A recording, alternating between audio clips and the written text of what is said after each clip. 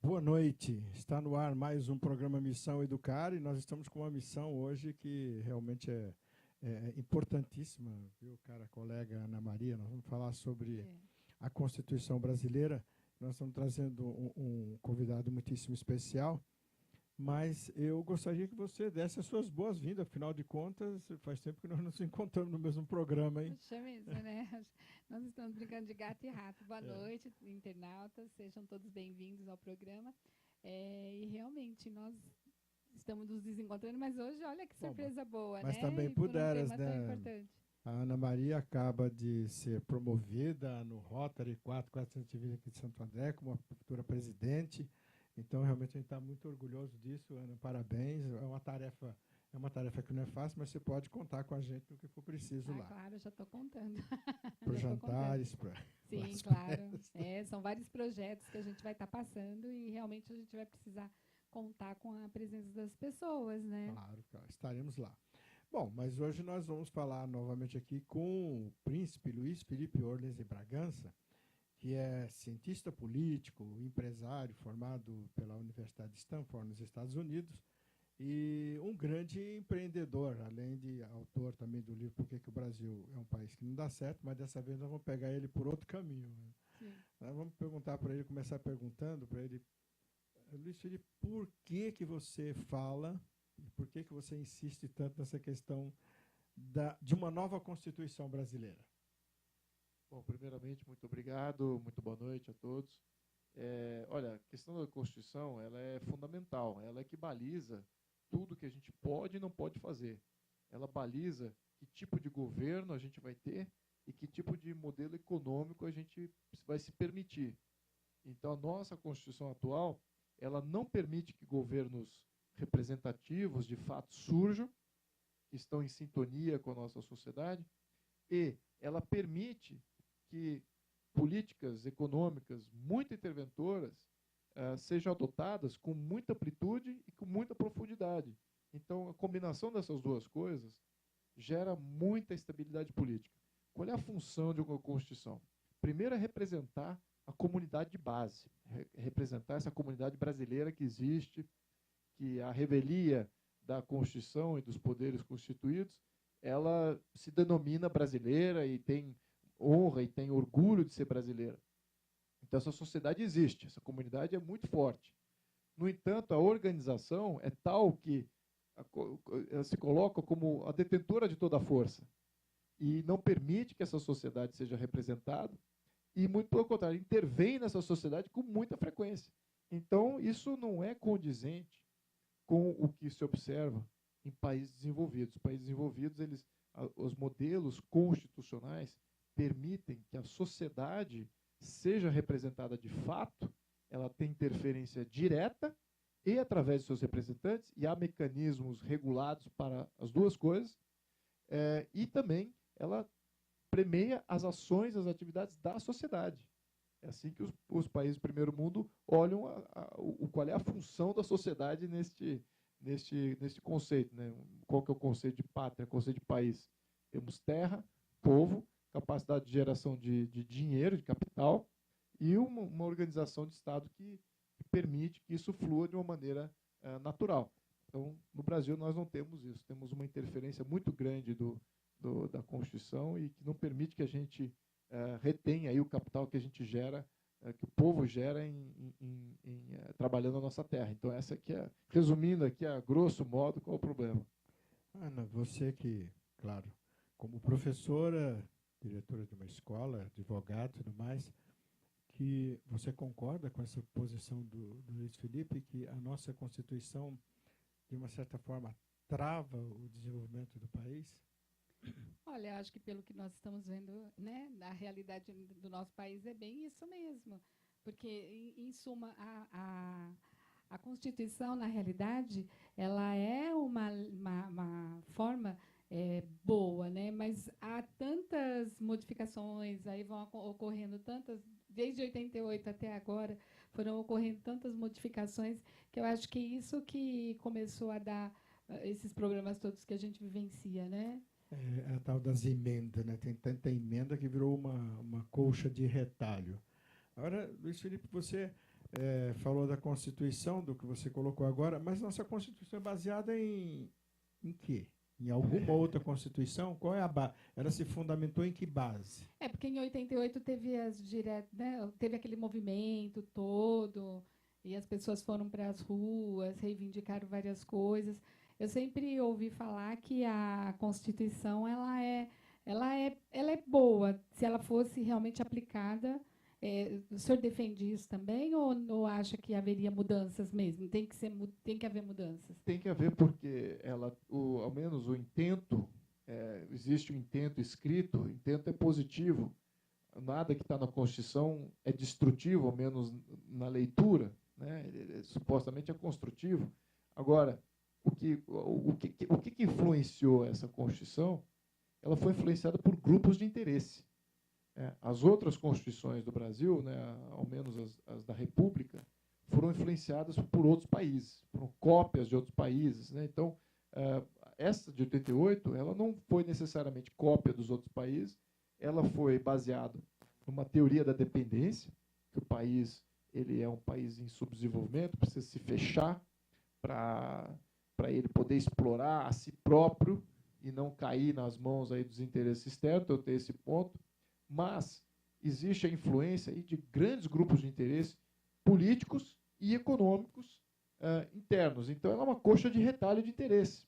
E quando você tem uma coxa de retalho, o grande problema é o seguinte: qual é a prioridade? Não existe prioridade. Então, quando você tem aí artigos que conflitam, um dá direitos, outro tira direitos, um fala que não vai violar tal coisa, o outro acaba violando essa coisa que eles dizem que é fundamental, você cria aí uma arbitrariedade do ponto de vista governamental. Os governos é que interpretam. E quando você tem interpretação de governo, você tem poder despótico. É assim que funciona. É na ambiguidade jurídica que você surge aquele líder que fala assim: não, a interpretação da lei é assim, não é assado. A Constituição é assim, não é assado. E as duas interpretações existem.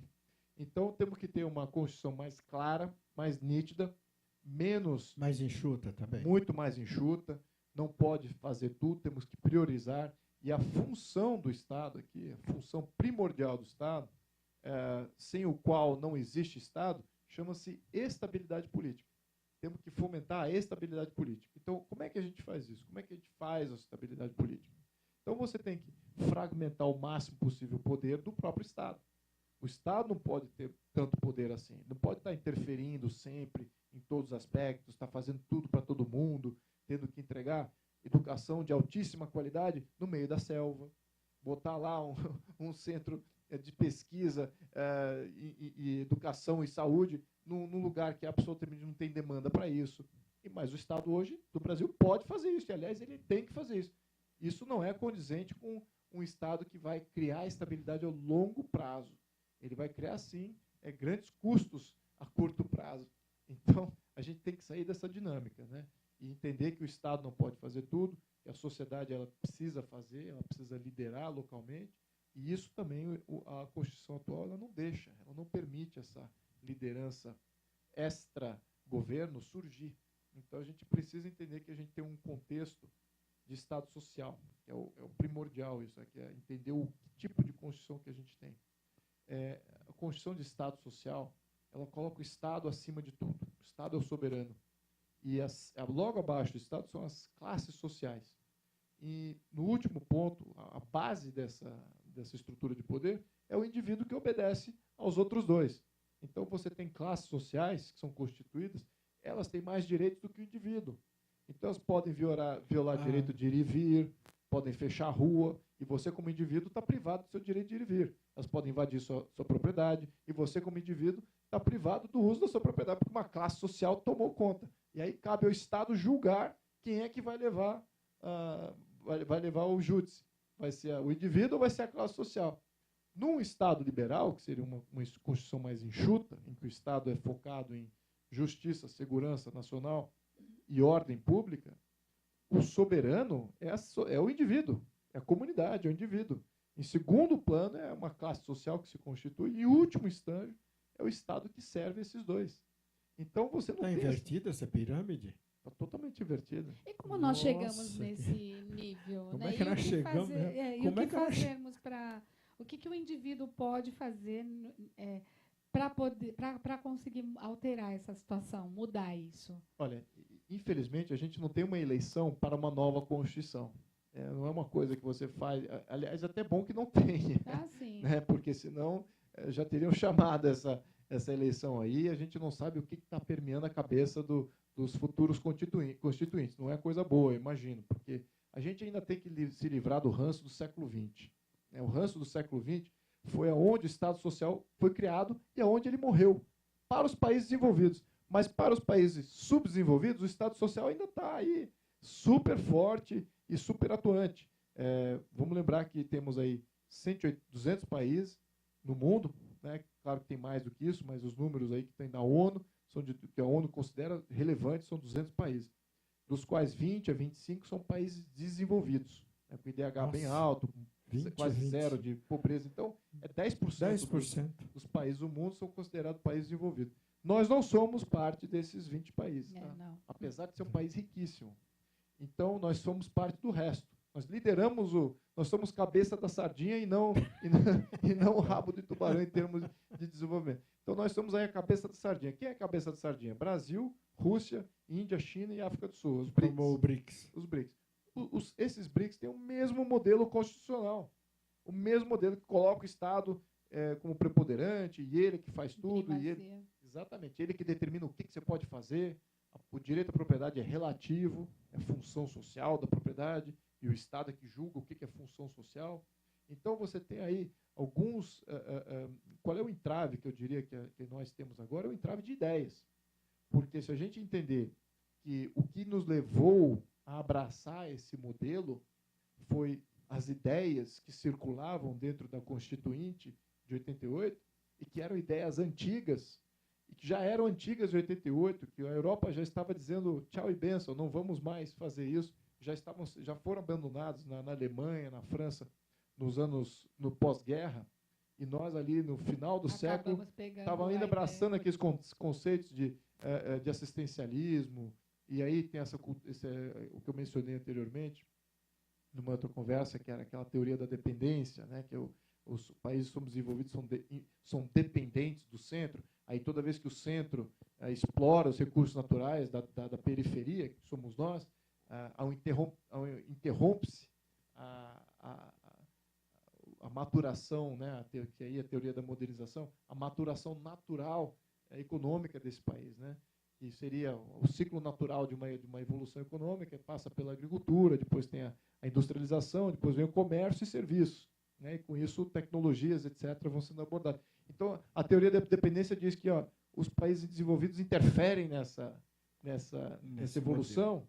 Então temos que nos proteger da interferência dos países desenvolvidos. Então, a gente se fecha como mercado, se fecha como país, isso é propício para fomentar caudilismo, é propício para fomentar a liderança despótica interna, que vai sempre... Esses sim vão fazer as parcerias externas, né? Esses sim é que vão trazer o capital externo para eles negociarem, mas a população, que seria a proprietária a real proprietária dos bens do Brasil, essas não têm o benefício nenhum. Então, a gente tem que sair desse molde. Luiz Felipe, eu li nos seus artigos, eu achei muito interessante uma questão que você faz, um paralelo entre a Constituição de 1824 e a Constituição de 1989, né? Ela vai evoluindo. 88. Você fez uma comparação que eu achei muito interessante. Eu gostaria que você fizesse outras comparações. Você fez a comparação com relação ao trabalho, que eu achei muito legal, porque você lê direito na Constituição de 1824 que o trabalho é uma coisa livre. E agora já está cerceado, é um direito, o governo que determina praticamente daqui a pouco o que o indivíduo vai fazer. Aliás, eu gostaria que você comentasse isso daí, mas você comentasse também de outros paralelos que você procurou fazer nessa questão. Então, bom, nessa análise, foi muito simples a análise. Você pega um artigo que aufere direito individual ao brasileiro, em 1824, que todo trabalho é livre, a não ser aquele que afete a saúde pública ou o perigo, né? Perigo iminente. Então, aí só nessas condições aí você teria uma interferência. Sim. Né? Você vai ter um problema de saúde aqui, ou tem um problema de perigo, aí, de alguma pólvora, alguma coisa assim que você está manufaturando, pode explodir, comprometer o bairro, etc. Fora esses casos, o governo não interfere. Então, isso, ao longo das constituições, já começou a ser definido, porque veja que ele não está dizendo o que é trabalho livre. Ele não está definindo isso. Ele não está definindo quais são os trabalhos que você pode fazer. Não está definindo, não está te qualificando como trabalhador e qualificando o empregador, não está qualificando nada. E à medida que você vai passando para a primeira Constituição da República, 1891, ela ainda segura um pouquinho disso. Mas ela condiciona a definição do trabalho ao governo. O governo é que define qual é o trabalho. Já começa, mas ainda é, de certa maneira, bem livre. Né? Ainda era uma Constituição liberal que dava essa força aí à sociedade. Mas aí, em 1934, depois de Vargas, já muda completamente. Né? Aí ela já vira uma Constituição em que ela define que o trabalho ele é garantido pelo Estado, ele não é mais livre, ele é garantido pelo Estado. Então, ele tem que haver o trabalho. Então, aí começam as definições de classes, começa aí, em 1934. E aí vai buscando esse princípio em 46, em 64. Aí chega em 88, o comentário que eu me lembro ainda, quando na época, olha que eu era menino, né? Eu tinha aí 17, 18, mas eu me lembro desse comentário circulando. Poxa, a gente adotou uma constituição de castas, que cria castas, como se fosse na Índia. Né? Ou seja, o Estado, ele é o único qualificado.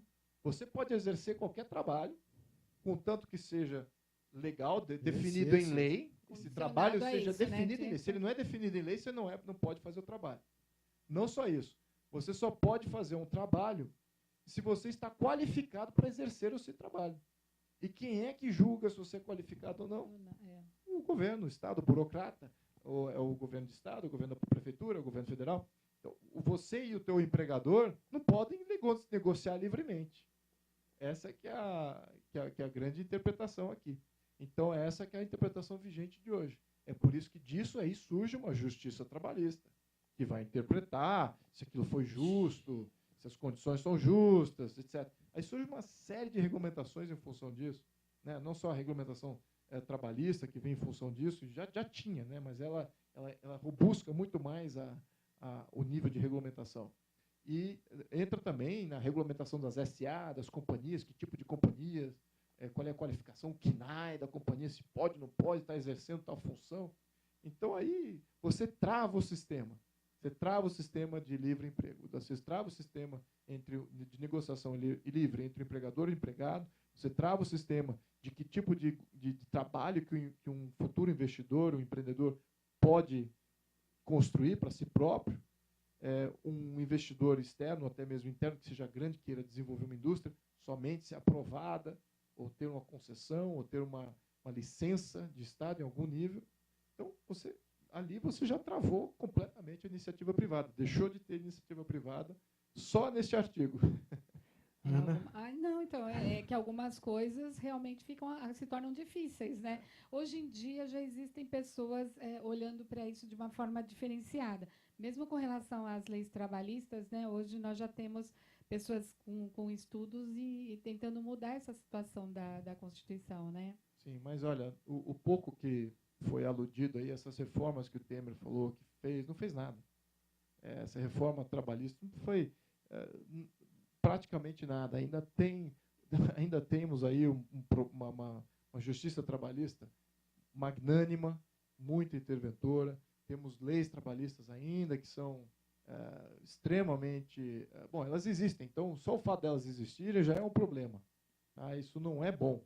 País com regulamentação trabalhista, de novo, vamos voltar àquele conceito do Estado Social. Ele cria uma classe, a classe trabalhadora. É uma classe que tem direitos. E depois dessa classe trabalhadora, umas dezenas de outras subclasses. Subclasses, é uma classe, exatamente, outras qualificações. Uma casta, né? Castas. Exatamente. Aí, se você não faz parte da classe trabalhadora, se você não faz parte dessa casta, você não tem esse privilégio, benefício ou exceção. É isso que a lei te dá. É um privilégio, benefício ou exceção. Se você não faz parte. Então, você é um agente livre. Assim, olha, eu não quero trabalhar para aquela empresa, mas eu quero prestar algum serviço. Eu quero fazer alguma coisa aqui que eles possam precisar, queria negociar livremente, eu quero ter um Você não segundo pode. emprego sem passar pelo processo formal de ser empregado e tal. Eu não posso fazer esse tipo de relacionamento. Então, ele limita minhas opções. E quem importa no final do jogo é quantas opções eu, trabalhador, vou ter. Então, uma lei trabalhista, ela já tira opções. Essa que é a grande síntese. Agora, um questionamento. Se você fala... Bom, você não. Todo mundo está falando na questão da reforma tributária. Você acha que isso seria... Realmente a reforma seria aquilo que todo mundo está pregoando, a grande salvação do país? Ou realmente a anterior, que é da reforma da Constituinte, né, da Constituição? A gente precisa de uma reforma... Nenhuma reforma tributária, no atual contexto, vai resolver. Nesse contexto constitucional, primeiro porque o país está mal organizado, em competência. As competências estão no nível local, mas a tributação ela vai toda para o nível federal. E a legislação, quem cria a legislação é o nível federal. Localmente, tem pouca amplitude para uma prefeitura, para um estado, definir como é que vai se organizar e como é que ele vai usar os seus recursos. É tudo definido em Constituição. Qual é a alocação orçamentária, como que você organiza o seu Estado. Então, o Estado já nasce muito pesado, né, constitucionalmente falando. Então, você já tem um peso, aí, um ônus do custo da burocracia local, que suga aí 90% dos recursos. É por isso que 95% ou mais das prefeituras estão quebradas, não tem recurso para nada. Verdade. Elas são forçadas a se organizar de uma tal maneira que não viabiliza. Então, somente 500 dos 5.500 municípios que conseguem ter um pouquinho de sobra de caixa para poder fazer alguma coisa. A maioria está aí, vai lá com o chapeuzinho na mão, vai para Brasília pedir recurso, que é da própria prefeitura, que é imposto de renda cobrado ali naquela prefeitura. Mas também essa divisão que existe é bem complexa, porque, por exemplo, estados como São Paulo, né, como alguns que arrecadam um número grande de impostos, quando retorna, tem estados que são negativos e que eles acabam utilizando desse valor, né? Então, por isso que eu acho que a reforma tributária ela é importante ser feita para poder... Absolutamente, ela tem que ocorrer, mas eu digo, se ela ocorrer, o que vai ocorrer? O que eles podem fazer agora? Eles podem fazer uma revisão do Pacto Federativo. Isso é equivalente ao que eles estão fazendo hoje com a reforma das leis trabalhistas. É só uma pincelada. Assim, para fingir que só estão para fazendo alguma olha, coisa. em vez né? de 30%, eu vou repassar agora 35%, 40%. Isso aí não vai resolver o problema. O problema está na organização do Estado. Você tem um Estado central que se julga relevante. Ele se julga magnânimo e relevante. Ele, em maioria dos países, são irrelevantes. Quanto mais centralizado é o poder, nesse contexto de Brasil continental, você está você está oferindo relevância ao poder de Brasília quando ele é incapaz de ser relevante. Brasília é incapaz de ser relevante em todos os estados do Brasil. Ele pode sugar recursos, ele pode sugar oportunidades, ele pode travar legislativamente. Agora, entregar o que aquela comunidade realmente precisa, é impossível que Brasília vai conseguir fazer isso, de uma burocracia central. Não existe uma empresa bem organizada, que tem uma multitude de demandas, que organiza tudo centralmente. Ele ofere aos seus gerentes, ofere aos seus diretores, mais comando da coisa próximo do problema. Aí sim você tem uma resolução muito mais dinâmica. Ele precisa de recursos e precisa de amplitude para fazer isso. E nesse sentido a gente não está conseguindo que chegue aqui, né? Nada. Não consegue ultrapassar. Aqui. Nossa, Lucas, você levantou a mão aí dizendo que falta quantos? Mas eu queria... Tá bom, entendi. É sinal, códigos. Mas um questionamento aí, Luiz Felipe, com relação a constituinte, ou formar-se uma constituinte. O que está acontecendo atualmente no Brasil para se formar uma constituinte? Para que a gente não seja pego de surpresa de novo, que alguém vai lá. Tem algum movimento para essa nova Constituição? Porque, como você falou, se não mexer na base, não adianta alterar o telhado se você está com vazamento no isso que eu também queria saber. Tem algum grupo que se reúne e que está propenso a fazer alguma modificação nesse sentido? Sim, olha, dentro dos dos ativistas políticos que surgiram de 2014 para cá, esse tema de revisão constitucional... Em 2014 houve um grupo que você fundou, não foi? Sim, foi a partir daquela data. 2014. Então, surgiram vários grupos de rua em função do que estava acontecendo, das eleições, etc. E esses todos estão bem associados a essa mudança constitucional. Alguns têm isso em prioridade, que eu diria que é o meu grupo, mas outros têm isso como secundário, mas todos têm. Além desses grupos, há diversos juristas bem qualificados e muito bem conceituados que também veem isso. O Carvalhosa talvez esteja, o professor Carvalhosa esteja liderando esses juristas, mas eu já vi isso sendo ventilado pelo Ives Gandra e outros juristas aí que definem que esse realmente é um problema fundamental. Todos têm um pouco de receio de querer lançar uma constituinte agora, e o conjunto de ideias nos futuros constituintes ainda é o conjunto de ideias do século passado. É o conjunto de ideias que gerou essa Constituição atual. Então, a gente precisa maturar um pouco melhor esse conjunto de ideias dentro de uma base mais qualificada para servir de constituinte. Mas existem maneiras de você driblar este problema. Tá?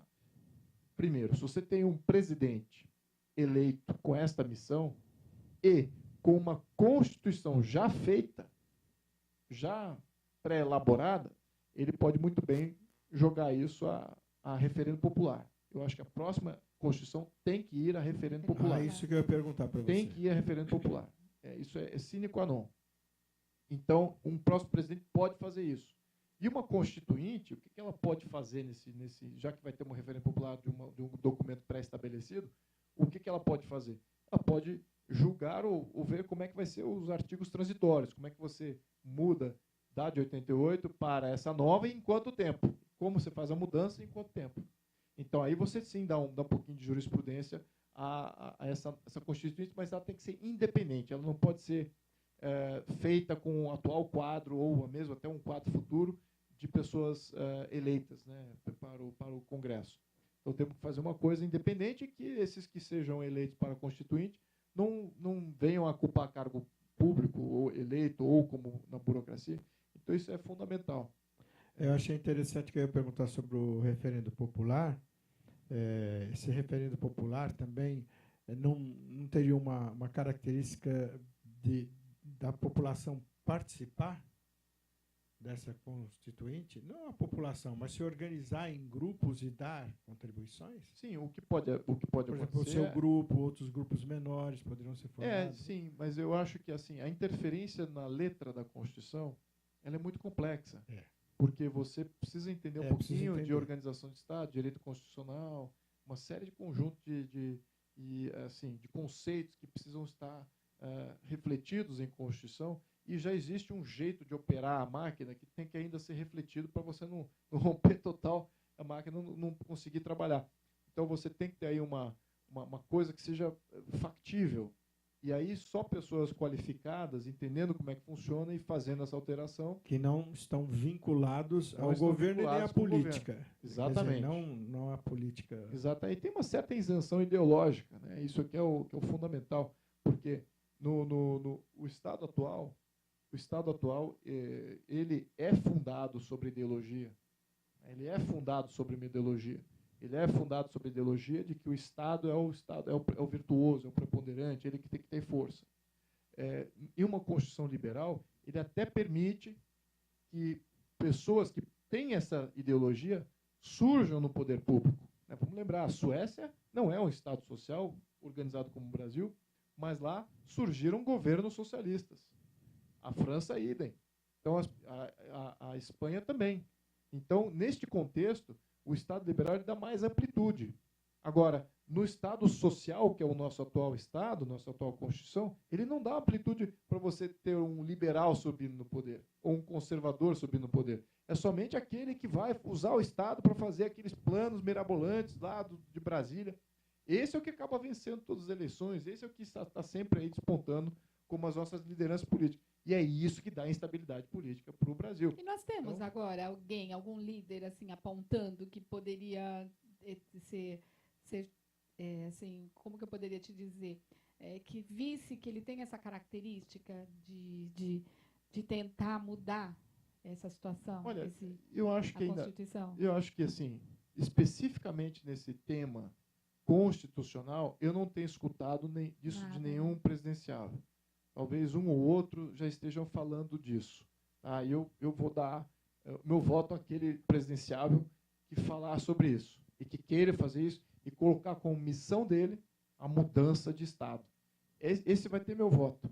O que vai falar, olha, eu quero só ocupar o cargo, quero fazer aqui alguns planos, implementar algumas coisas e meio que ocupar aquele espaço da melhor maneira possível para ele mesmo, para ele se apresentar bem, para o próprio legado dele, este não é bom para o Brasil.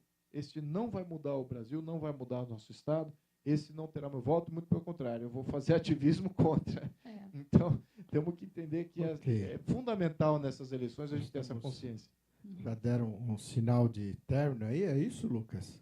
Eu entendi um corte? Não, Lucas, pode fazer um favor. Não, é isso mesmo. Não, então, tem mais assunto. Vamos lá, Ana. Você pode fazer o encerramento do programa, juntamente com o Luiz Felipe, nosso convidado.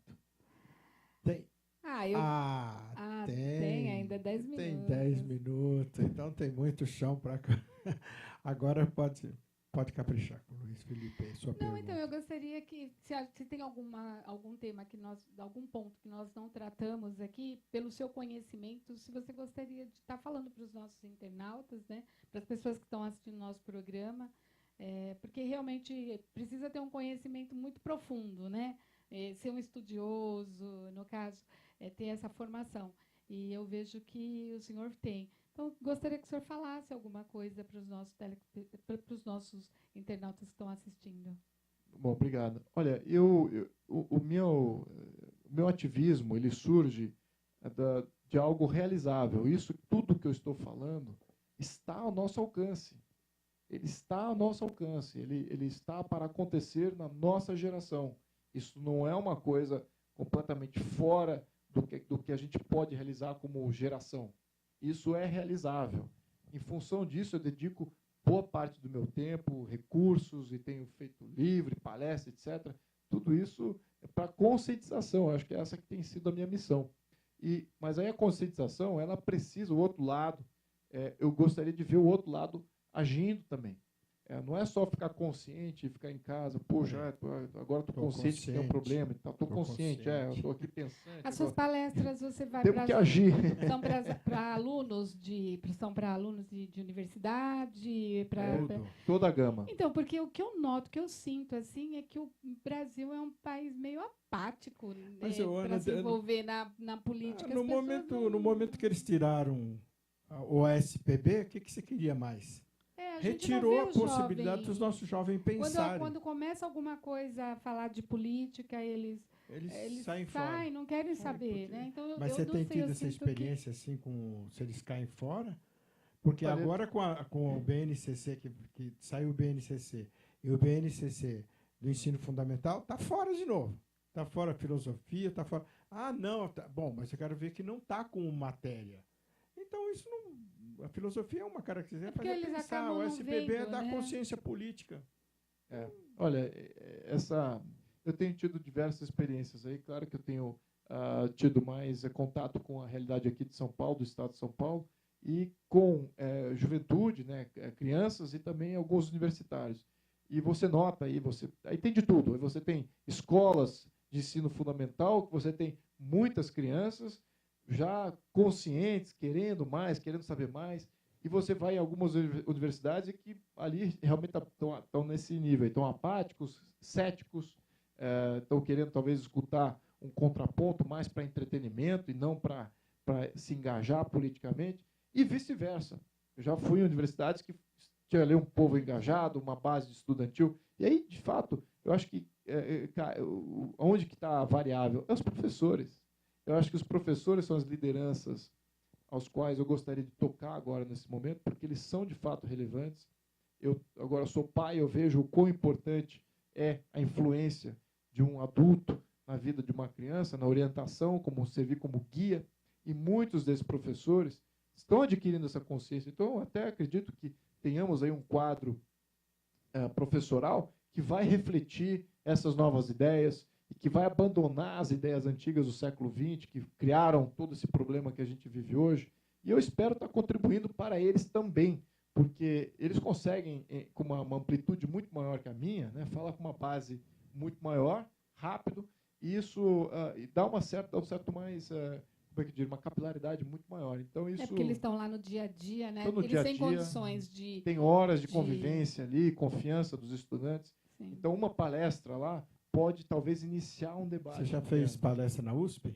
Na USP, até agora, não. Já fiz em algumas universidades federais que são do domínio do governo federal, né? São criadas pelo governo federal e foram ideológicas, assim, do ponto de vista de fundação, etc.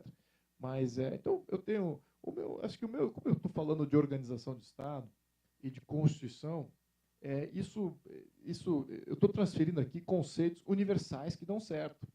Eu não estou transferindo ideologia contrária à ideologia política ou social que boa parte desses professores e reitores, talvez, tenham.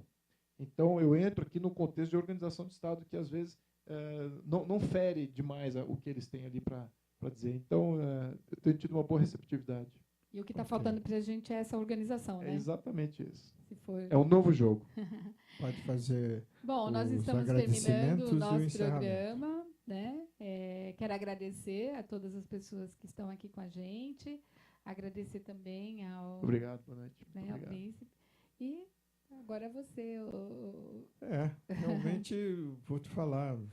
Começamos com uma pergunta. A Juliana me passou algumas perguntas, que eu acabei fazendo só uma delas, que nem foi lá, foi do artigo que eu li, porque realmente teríamos muita coisa para conversar. E quem sabe a gente vai voltar a fazer um outro programa aqui para discutir essas questões.